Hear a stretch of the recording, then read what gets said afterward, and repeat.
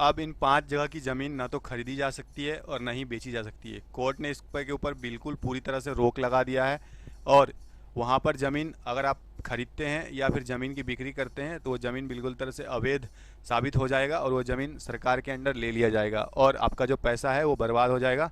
ठीक है, और आपकी जो प्रॉपर्टी है वो भी बर्बाद जाएगी। कोर्ट ने एक बहुत बड़ा जजमेंट, बहुत बड़ा फैसला सुनाया है। तो वीडियो को आप अंत तक देखना। अगर आपने आंखें मूंद के ज़मीन खरीदी तो हो सकता है कल आप कोर्ट में खड़े हो जाओ, आपके पास रजिस्ट्री तो हो लेकिन ज़मीन नहीं रहेगी। क्योंकि अब भारत में ऐसी 5 जगह हैं जहां ज़मीन ना तो बेची जा सकेगी और ना ही खरीदी जा सकेगी। चाहे आपके पास पैसा हो, धन हो, दौलत हो, कितना भी आपके पास पहचान हो, कुछ काम नहीं देगा अगर आपने इस 5 जगह पे ज़मीन खरीदी तो। लोग कहते हैं ज़मीन कभी धोखा नहीं देती, लेकिन असली धोखा वहीं से शुरू होता है जब आपको पता नहीं होता है कि आपने क्या खरीदा है। बेसिकली कि हमें कुछ भी पता नहीं होता है और हमने खरीद लिया होता है, तो असली धोखा हमें वहीं से शुरू होता है। ठीक है, तो आपको बिल्कुल एकदम डिटेल में देखना है इस वीडियो को और अंत तक देखना है। मैं बताऊंगा कानून में क्या प्रावधान है, प्लस मैं आपको ये भी बताऊंगा कि अगर आपने ऐसी गलती कर दी है तो आप क्या कर सकते हैं। वो सारी चीज़ें इस वीडियो में बताई जाएगी, वीडियो को आप अंत तक देखना। ठीक है, देखिए अब हम आपको दिखाते हैं वो 5 कौन कौन सी ज़मीन है। पहले नंबर पर जो ज़मीन है जहाँ आपको नहीं खरीदना है और हमेशा इससे बचना है, तो वो है हमारा गोचर खाना, जिसको हम गोचर या चारगा लैंड के नाम से भी कई जगह इनको जाना जाता है। और बेसिकली कानून में इसको चारगा भूमि के नाम से जाना जाता है।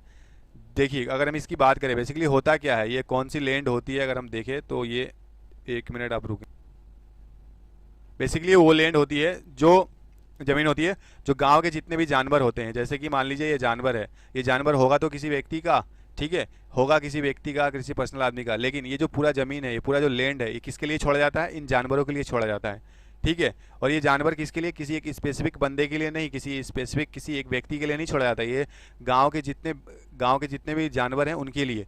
तो कहने का मतलब है कि सार्वजनिक उपयोग के लिए जो ज़मीन छोड़ी जाती है उसी को हम गोचर या चारगा लैंड कहते हैं। ठीक है, आप बात समझ गए होंगे कि आपको इन सब जगह पे ज़मीन नहीं खरीदना है।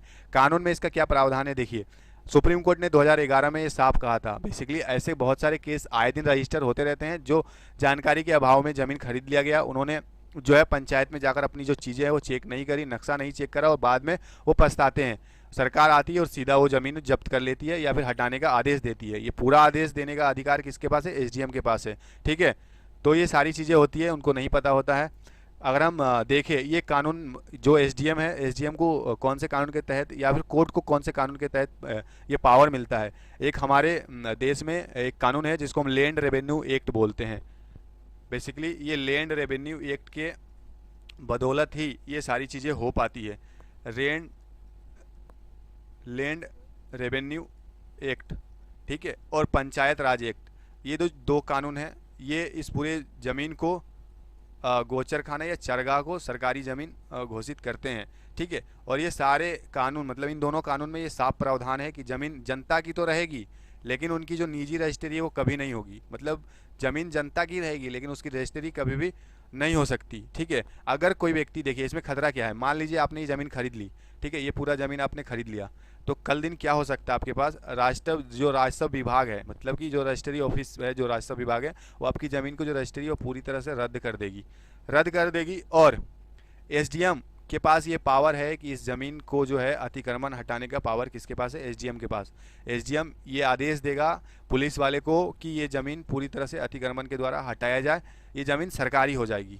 ठीक है, तो इसमें आप कर क्या सकते हैं, मान लीजिए किसी व्यक्ति ने ज़मीन खरीद ली है, उन्होंने चेक नहीं करा, खरीद ली है, तो उनके लिए मैं बता दूं उनको ये करना पड़ेगा, सबसे पहले वो खसरा चेक करे। या फिर हो सकता है आप कल दिन ज़मीन खरीदो तो आपको क्या करना पड़ेगा, सबसे पहले आप ज़मीन का खसरा चेक करें।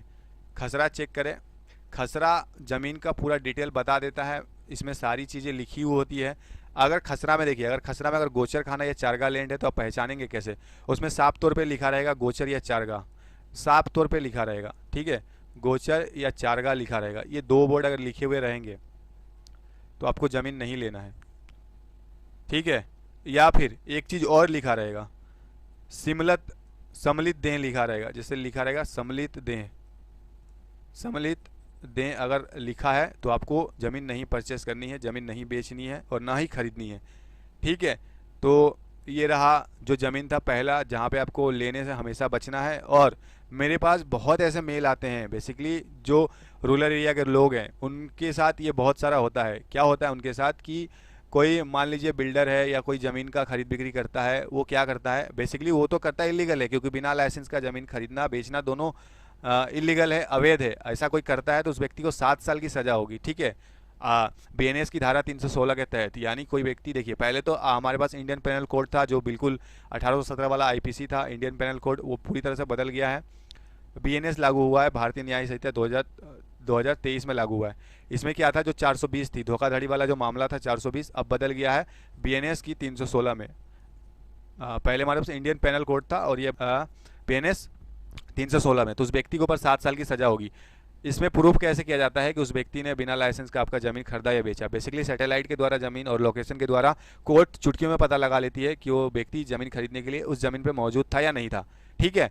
तो आपको ये चेक करना है, और जहाँ तक मैंने बताया था कि यही करते हैं बिल्डर लोग, ज़मीन बेचते हैं फिर वो उसको हड़पते हैं अपने कानूनी तरीके से, क्योंकि कानून में देखिए, कानून वो चीज़, डरते नहीं है कानून से। उनको ये पता है कि किसी भी, अगर मान लीजिए उनके नाम पे कोई एफआईआर हुआ, केस रजिस्टर्ड हुआ, तो इतने बाहुबली होते हैं कि उनका कुछ नहीं हो पाता, क्योंकि उनको एक बात पता है, क्योंकि जब तक आप प्रूफ जुगाड़ करेंगे, जब तक आप साबित करेंगे, तब तक वो 4-5 साल ऐसे निकाल देंगे, इससे कुछ नहीं होता। तो ये हमारे देश में एक बहुत बड़ी विडंबना है। इसमें होना ये चाहिए था कि कानून में कुछ बदलाव होनी चाहिए थी, कानून में ये बदलाव होनी चाहिए थी कि जो झूठ व्यक्ति बोले उसको जघन्य अपराध घोषित कर दे और बहुत ज़्यादा सजा हो। दूसरी चीज़, 1 साल में किसी भी, मान लीजिए आपका आज रजिस्टर्ड होता है केस, तो हो सकता है अगले 1 सालों तक आपका जो सुनवाई वो हो जाना चाहिए, फैसला आ जाना चाहिए, जिससे लोगों में डर, जितने भी भू माफिया हैं, जितने भी कब्जाधारी हैं, सभी में जो डर का जो भावना है वो बढ़े, और ये कोई भी क्राइम करने से पहले 10 बार सोचे, ठीक है। इनका मन यहीं से बढ़ जाता है। तो ये हमारा आज का टॉपिक नहीं था, मैंने आपको बस थोड़ी सी जानकारी के लिए बता दिया।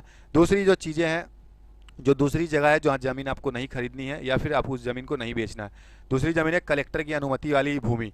ये कलेक्टर की अनुमति वाली भूमि क्या होती है, देखिए इसको हम सेलिंग लीज या फिर बहुत सारी जगह इसको पट्टा लैंड के नाम से भी जाना जाता है, पट्टा लैंड के नाम से भी जाना जाता है। ये वो ज़मीन होती है जो सरकार ने किसी गरीब या फिर भूमिहीन या फिर जो पिछड़े वर्ग के लोग होते हैं उनको लीज पर दी होती है, उनको लीज पर दी होती है। और इस ज़मीन में कोई भी व्यक्ति मालिकाना हक नहीं दावा कर सकता, ठीक है, मालिकाना हक दावा नहीं कर सकता, वो भी नहीं जिसको लीज पे दिया गया है, वो भी दावा नहीं कर सकता, ठीक है। और इसका पूरा कानूनी अगर प्रावधान बोले कि कानूनी प्रावधान किस में है, तो ये कानूनी, ये land revenue code, selling act, और एक हमारे यहाँ कानून है जिसको हम नेजल रूल भी कहा जाता है, ठीक है। तो ये कानून के तहत ये प्रावधान है कि जो कलेक्टर की अनुमति वाली भूमि है वो, उस पर मालिकाना हक नहीं होगा और न ही वहाँ की रजिस्ट्री होगी। ये जो पूरा अधिकार है किसके पास होता है, वो एसडीएम के पास होता है, और एसडीएम किसी भी व्यक्ति को लिखित रूप में लीज पर दे सकता है, ठीक है। इस जमीन को एसडीएम की बिना अनुमति से या फिर सरकार की बिना अनुमति से बेचा गया या फिर खरीदा गया तो राज्य सरकार इसको जब्त करेगी और बेचने वाले और खरीदने वाले व्यक्ति के ऊपर कानूनी कार्रवाई होगा, और जो व्यक्ति रजिस्ट्री करवाया है उस व्यक्ति की रजिस्ट्री रद्द होगी, और प्लस उस पर धोखाधड़ी का केस भी रजिस्टर्ड होगा बीएनएस 316 के तहत, ठीक है। बीएनएस 316 के तहत उस पर धोखाधड़ी का केस भी लग सकता है, ठीक है। इसमें करना क्या है कि मान लीजिए अगर कोई ज़मीन है और आपने खरीद ली है, तो इसमें यह करना है कि ज़मीन या पट्टा का जो लीज है वो होल्ड है, तो पहले आप सबसे पहले तहसील या एसडीएम से लिखित मंजूरी ले लें। आप एसडीएम के पास जाइए या फिर तहसील के पास जाइए और आप क्या करिए, आप एक लिखित मंजूरी ले, सबसे पहले आप एक लिखित मंजूरी ले कि आप कौन एसडीएम है, ये एसडीएम ने आपको अप्रूव करा है यहाँ पर रहने के लिए, ठीक है। दूसरी चीज़ है कि आप म्यूटेशन या खतौनी में, अगर म्यूटेशन और खतौनी में लीज लिखा है तो आप बिल्कुल सावधान हो जाइए। जब आप नामांतरण किसी व्यक्ति का पढ़ते हैं, नामांतरण किसी ज़मीन का देखते हैं, तो उस पर साफ तौर पर ये जानकारी लिखी होती है, जैसे कि लीज लिखा होता है या फिर पट्टा या फिर सीलिंग। ये 3-4 शब्द जो है मैं आपको बता देता हूँ, अगर ये लिखा है तो ऐसी जगह पर आपको ज़मीन लेने से बचना है, सावधान हो जाना है, ठीक है। और पता कैसे करेंगे आप, सबसे पहले आपको मैंने बता दिया कि आप तहसील या एसडीएम से आप जाकर मिलिए, वहाँ आपको पता चल जाएगा। तीसरी जो ज़मीन है जहाँ आपको नहीं खरीदनी है, वो तीसरी ज़मीन है आदिवासी भूमि। आदिवासी भूमि, मान लीजिए ये ज़मीन है, ठीक है, ये पूरा एरिया ज़मीन है, और आपको नहीं पता है कि ये ज़मीन आदिवासी की है किसकी है, और कल दिन मान लीजिए बिल्डर है, ये ज़मीन आपको बेच देता है, ज़मीन बेच देता है, लेकिन कल सरकार आके बोलती है, कल सरकार आके बोलती है कि जो पूरा ज़मीन है ये आपने खरीदा तो ये पूरा ज़मीन मेरा है, क्योंकि कानून में तो कहीं प्रावधान नहीं है कि आप आदिवासी की ज़मीन खरीद लोगे।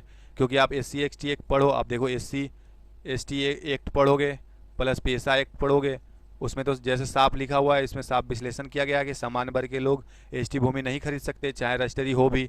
अगर मान लीजिए इस ज़मीन का रजिस्ट्री है फिर भी आप नहीं खरीद सकते, क्योंकि ये कानून में प्रावधान है। अगर आप खरीदते हैं तो वो ज़मीन जो है वो सरकारी हो जाएगी, अवैध घोषित हो जाएगी, रजिस्ट्री अवैध हो जाएगी, रजिस्ट्री रद्द हो जाएगी। ठीक है, तो इसमें करना क्या है आपको, बेसिकली आपको ये बातों का ध्यान रखना है कि जो ज़मीन अनुसूचित जनजाति की है, जो व्यक्ति ST समुदाय के होते हैं और जो उनके अधिकार में वो ज़मीन है उनकी रक्षा करती है, तो आपको वो ज़मीन नहीं खरीदना है। रजिस्ट्री होने के बाद रेवेन्यू कोर्ट में रद्द हो सकती है। मान लीजिए आपने रजिस्ट्री करवा भी ली, किसी फ्रॉड के द्वारा कैसे भी करके आपने रजिस्ट्री करवा भी ली, तो ये जो पूरा रजिस्ट्री है वो कोर्ट में रद्द हो जाएगा पूरा कोर्ट में। ठीक है, और आपके ऊपर मान लीजिए इस व्यक्ति की ज़मीन है तो इस व्यक्ति के ऊपर क्रिमिनल केस भी दायर होंगे। ये बात को भी ध्यान रखना है, आपके ऊपर क्रिमिनल केस भी लग सकते हैं। ठीक है, क्रिमिनल केस भी लगेंगे। किसके ऊपर लगेंगे? आपके ऊपर सीधा धारा लगेगा, आपने जातीय कानून का उल्लंघन किया है। आपके ऊपर जातीय कानून का उल्लंघन करने के आरोप में आपके ऊपर FIR दर्ज करी जाएगी। और अब याद रखना, ये गैर जमानती कानून मतलब बेल है, मतलब इसमें आपको जमानत बहुत मुश्किल से मिलेगा। ठीक है, तो इस चीज़ में आपको क्या करना है, आपको सबसे पहले कदम उठाना है इसमें कि ज़मीन के खसरे में जाति देखिए। मान लीजिए किसी भी ज़मीन का खसरा होता है, उसमें पहले जाति देखें। उसमें आपको पहले जाति देखना है कि उस ज़मीन में किस जाति की ज़मीन है। ठीक है, अगर वो ज़मीन ST में दर्ज है तो कलेक्टर की पहले आप सस्पेस्ट मंजूरी ले, ताकि कोई भी बात आपके ऊपर ना आए। ठीक है, वो कलेक्टर देख लेगा। कलेक्टर की मंजूरी लें, या फिर कोई लेन देन करे तो आप सीधा कलेक्टर से अनुमति लेकर करें। इस पर कब्जा करना संविधान के अनुच्छेद 244 और 5वीं अनुसूची का उल्लंघन है।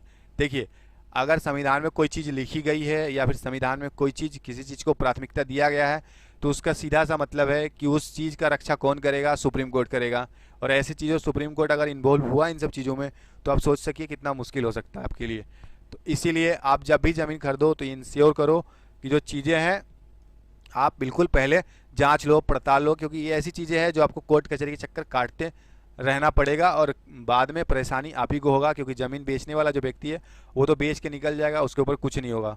ठीक है, चौथी जो ज़मीन है जहां आपको नहीं खरीदना है या फिर बेचना से मतलब बेचने से आपको हमेशा रुकना है, जो जल स्रोत वाली ज़मीन है। जैसे कि मान लीजिए गांव की पूरी ज़मीन है, ये पूरा ज़मीन है। ठीक है, ये पूरा ज़मीन है और इस पर यहाँ पर कोई ऐसी चीज़ें हैं जहाँ पास में जैसे नहर है या फिर तालाब है या फिर मान लीजिए कुआं है। ठीक है, कुआं है तो 100 मीटर के दायरे की जो ज़मीन है, कानून में ये प्रावधान है कि 100 मीटर दायरे की जो ज़मीन है आप नहीं खरीद सकते। मान लीजिए यहाँ से 100 मीटर यहाँ के आसपास वाली जो ज़मीन है आप नहीं खरीद सकते। अगर आप इन्हें खरीदते हैं तो इन्हें इन्वायरमेंट सेंसिटिव जोन कहा जाता है। ठीक है, बेसिकली ये क्या होते हैं? इन्वायरमेंट सेंसिटिव जोन होते हैं, जोन कहा जाता है। यहाँ निर्माण करना या फिर किसी भी प्रकार का मालिकाना हक जताना ये इन्वायरमेंटल प्रोटेक्शन एक्ट के तहत ये अवैध माना जाता है। और इसका पूरा प्रावधान अगर आपको देखना है तो आप इन्वायरमेंट प्रोटेक्शन एक्ट 1986 में आप देख सकते हैं। इसमें साफ तौर पे ये प्रावधान बताया गया है, लिखा गया है। ठीक है, दूसरी एक और प्रावधान इसमें है, आप देखो वाटर एक्ट हमारे यहाँ कानून है, वाटर एक्ट 1974, इसको आप पढ़ेंगे तो इसमें भी ये प्रावधान है। एक एक्ट और है हमारे यहाँ, ठीक है, वो है NGT, जिसको नेशनल ग्रीन ट्रिब्यूनल गाइडलाइंस के तहत भी ये बताया गया है कि ऐसे जगह पर ज़मीन खरीदना अवैध है या फिर मालिकाना हक करना अवैध है। इसमें आपको क्या खतरा हो सकते हैं? आपके पास NGT के आदेश से निर्माण आपका जो है वो बिल्कुल हटा दिया जाएगा और सरकारी ज़मीन के अतिक्रमण के केस में आपके ऊपर 1 लाख तक का जुर्माना प्लस जेल। याद रखना, आप किसी व्यक्ति के ज़मीन मतलब सरकारी ज़मीन के ऊपर आप अगर अतिक्रमण करते हैं तो आपके ऊपर 1 लाख तक का जुर्माना लग सकता है, प्लस आपको जेल भी हो सकती है 3 सालों का। ये कानून में प्रावधान है। ठीक है, कभी भी आप जल स्रोत सिटी भूमि का ज़मीन जो है, जो जल स्रोत वाली ज़मीन है या फिर सिटी भूमि है, वहाँ ना ले, चाहे प्राइवेट दस्तावेज हो उस ज़मीन का। मान लीजिए अगर इस ज़मीन का रजिस्ट्री भी पक्का है फिर भी आपको ऐसे जगह पर ज़मीन लेने से बचना है। ठीक है, और ये सारी चीज़ें आप कहाँ पर देखेंगे? गूगल सैटेलाइट मैप और मास्टर प्लान। जो मास्टर प्लान से आप ये ज़मीन जो है वो जांच सकते हैं और देख सकते हैं कि ज़मीन किस जोन में आता है। पांचवा जो जगह है वो मैं आपको बता दूं, पांचवा जगह है हमारा धार्मिक ट्रस्ट वाला जगह। ठीक है, इसमें एड नहीं है, मैं आपको यहाँ एक बार साफ साफ बता दूं, जो धार्मिक ट्रस्ट वाला जगह है या फिर देवस्थान की भूमि है, रिलीजियस ट्रस्ट, रिलीजियस ट्रस्ट वाली भूमि है। और जैसे कि आप देखो वक्फ लैंड, अब ये बहुत ज़्यादा चर्चा में था, वक्फ लैंड हो गए, रिलीजियस ट्रस्ट हो गए, ये जो ज़मीन है ये आपको नहीं खरीदनी है। रीज़न क्या है? क्योंकि धार्मिक स्थानों की ज़मीन जैसे मंदिर हो गए, मस्जिद हो गए या वक्फ आम जनता को बेचने के लिए नहीं होती। ये ज़मीन पब्लिक ट्रस्ट एक्ट और वक्फ एक्ट या देवस्थान रूल्स के तहत ट्रस्ट में दर्ज होती है और इनकी बिक्री सरकार और ट्रस्ट दोनों की अनुमति के बिना अवैध मानी जाती है। अगर आपने बिक्री करी या खरीदी तो दोनों ये अवैध हैं। और इन सारी चीज़ों का अगर प्रावधान आप देखें तो इंडियन ट्रस्ट एक्ट आप पढ़ेंगे, इंडियन ट्रस्ट एक्ट इसमें प्रावधान है, और एक वक्फ एक्ट है, वक्फ एक्ट 1995, हालांकि इस पर तो अभी रोक लगा दिया है सुप्रीम कोर्ट ने, और एक स्टेट देवस्थान प्रॉपर्टी रूल्स, स्टेट देवस्थान प्रॉपर्टी रूल्स। ठीक है, इन सब में कानूनी प्रावधान है कि आप ज़मीन नहीं खरीद सकते हैं और नहीं बेच सकते हैं। अगर खरीदते हैं तो आपके ऊपर ट्रस्ट की ज़मीन बेचने पर आपके ऊपर धोखाधड़ी का केस दायर होगा, एफआईआर होगा, और बीएनएस की धारा 316 के तहत, बीएनएस की धारा 316 के तहत आपके ऊपर कार्रवाई होगी, जिसमें कम से कम सज़ा आपके ऊपर 7 साल की है और इसके ऊपर फाइन भी लगाया जा सकता है आपके ऊपर, जो ट्रस्ट कंपनियां हैं, जो ट्रस्ट संस्थान है उसके द्वारा। ठीक है, और बाकी मैं यही कहूँगा कि आप कोई भी ज़मीन खरीदे तो पहले आप देख लें। ठीक है, किसी भी ज़मीन को खरीदने से पहले अच्छे से जांच ले, देख ले, परख ले, तभी ज़मीन खरीदें, वरना बहुत बड़ी समस्या होने वाली है। आज लाखों ऐसे केस रजिस्टर्ड हो रहे हैं, मेरे पास बहुत ऐसे फाइल हैं, आप फाइल देखोगे पीछे तो भरे पड़े हैं, बहुत सारे फाइल भरे पड़े हुए हैं इसी सब केस के वजह से। रीज़न एक ही है, लोगों को पता नहीं होता, गांव में रूरल में वो नहीं जानते, उनको लगता है कि भाई ये सब काम जो है बिल्कुल वकीलों का है, ठेकेदार का है, पढ़े लिखे लोगों का है। जबकि मेरा मानना है कि अगर आपको जानकारी नहीं होगी तो आपको प्रॉब्लम होने वाली है। ठीक है, ये सारी जानकारी लोगों को रखना चाहिए। आज के समय में ज़मीन खरीदना सबसे बड़ा निवेश है, अभी के समय में ज़मीन या सोना खरीदना सबसे बड़ा निवेश है, लेकिन ज़रा सी लापरवाही की वजह से लोग कोर्ट और केस के कर्ज में पड़ जाते हैं और बाद में ज़मीन बचती है ना प्रॉपर्टी बचती है। इसलिए ज़मीन की कानूनी जो चरित्र है, उसका खसरा नंबर, खतौनी, नक्शा, जाति और उपयोग, ये सारी चीज़ें आप जांचिए। मैं आपको एक चीज़ और बता देता हूँ, यहाँ पर मैं लिख देता हूँ आपको क्या क्या चीज़ें जांचनी है जब आप ज़मीन खरीदो। तो ज़मीन खरीदते वक्त आपको किन किन चीज़ों का ध्यान रखना है, किन किन चीज़ों को देखना है। पहला नंबर आपको देखना है खसरा नंबर। अब खसरा नंबर देखेंगे तो इसमें पूरा डिटेल होगा। दूसरी चीज़ आप देख सकते हैं आप खतौनी देख सकते हैं। तीसरी चीज़ आप देख सकते हैं ज़मीन का नक्शा। चौथी चीज़ आप देख सकते हैं जाति या फिर वो ज़मीन का उपयोग किस जोनिंग में आता है, उपयोग किस जोनिंग में आता है। ये 4 चीज़ें बेसिकली आपको देखना है, इसके बाद ही आप ज़मीन खरीदें। क्योंकि अज्ञानता से सिर्फ नुकसान नहीं होता, ये जीवन भर का पछतावा होता है। क्योंकि कोई भी व्यक्ति ज़मीन खरीदता है या प्रॉपर्टी खरीदता है या घर बनाता है, कुछ भी करता है, तो उस पर सालों का मेहनत होता है, सालों की कमाई होती है, और बाद में इन्हीं छोटी छोटी चीज़ों की वजह से बाद में परेशानी का सामना करना पड़ता है। तो देखिए दोस्तों, ये था आज की जो चीज़ें थी, मैंने आपको बता दी है, मैंने सारी चीज़ें आपको बता दी। अब आपको क्या करना है कि इस वीडियो को उन सभी लोगों में शेयर करना है जो ज़मीन खरीदते हैं या फिर आपके जान परिचय वाले हैं, ताकि वो भी इस वीडियो को देखकर जानकारी हासिल कर पाएँ और इन सब चक्करों में ना पड़े। ठीक है, और बाकी ठीक है, मिलेंगे फिर नेक्स्ट वीडियो में, तब तक के लिए। और एक चीज़, अगर इससे जुड़ी कुछ भी अगर आपको जानना है या कमेंट करना है या फिर अपनी कुछ भी आपको बताना है, ठीक है, तो आप डायरेक्टली कमेंट बॉक्स में बता सकते हैं। कमेंट बॉक्स में अपनी जो भी डाउट है वो पिन कर सकते हैं। ठीक है, वहाँ पर मैं आपको जो भी एडवाइस है पर्सनली मैं दे दूंगा, अगर कुछ आपको जानना है तो। ठीक है, तो मिलते हैं दोस्तों किसी नेक्स्ट वीडियो में, तब तक के लिए जय हिंद, जय भारत। देखते रहिए कानून की सच्चाई नीरज स्टडी IQ चैनल पर।